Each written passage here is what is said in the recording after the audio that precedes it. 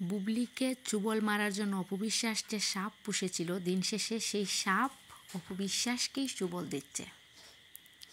আমরা সম্প্রতি দেখতে পাচ্ছি পরিমণি অপবিশ্বাসকে কুচিয়ে পোস্ট করেছে ফেসবুকে। অনেক দিন হয়নি, বছরও হয়নি এখনও। এই পরিমণিকে দিয়েই অপবিশ্বাস ফেসবুকে বুবলিকে বিভিন্ন ধরনের পোস্ট করিয়েছিল। পরিমণি ও অপবিশ্বাসের ফাঁদে পা দিয়ে বুবলিকে বিভিন্ন ধরনের মন্তব্য করেছেন, বিভিন্ন ধরনের উস্কানিমূলক এবং অপমানজনক মন্তব্য করেছেন, মূলত অপবিশ্বাসের পক্ষ নিতে গিয়ে। এই অপবিশ্বাসী সংবাদ মাধ্যমে পরিমণিকে নিজের বোন হিসেবে দাবি করেছিলেন, কিন্তু দিন শেষে ওই বোন অপবিশ্বাসকে উকুন বলছে। এই অহংকারী অপবিশ্বাসেরকে উকুন বলছে। এই অপবিশ্বাস আসলে মুখোশ পরে আছে। এই মুখোশের আড়ালে যে একজন ভয়ঙ্কর রাক্ষস মহিলা আছে, সেটা দিন শেষে মানুষ আসলে আস্তে আস্তে বুঝতে পারছে। আর হ্যাঁ, আমি আরেকটা কথা বলতে চাই। অনেক বুবলি ভক্তদেরই দেখলাম আমি এই পরিমণির পক্ষ নিতে।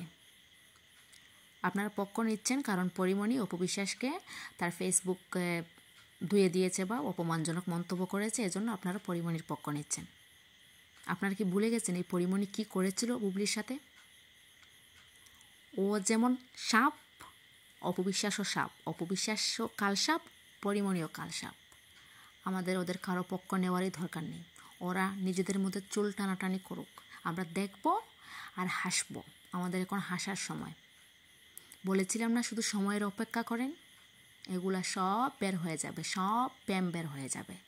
দিন শেষে যখন ওই মুখোশের আড়ালের বেয়াদব অপবিশ্বাসকে মানুষ দেখবে, তখন সব প্যাম এমনিতেই বের হয়ে যাবে। বের হয়েছে তো, আমাদের এদের কারো পক্ষ নেওয়ার দরকার নাই।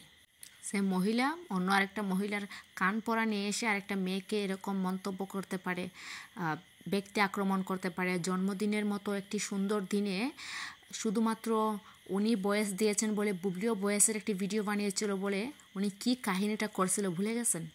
ওর মতো তারছাড়া মহিলাকে আমি জীবনেও সাপোর্ট করব না, নরকে যা কোথাও সাপোর্ট করব না, ঠিক আছে? সো ওই পরিমণিকে অতিরিক্ত তেল দেওয়া বন্ধ করবেন, ওই বেডি ও কালসাপ। আপাতত আমরা শুধু দেখব আর হাসব, ওদের চুল টানাটানি দেখব আর হাসব।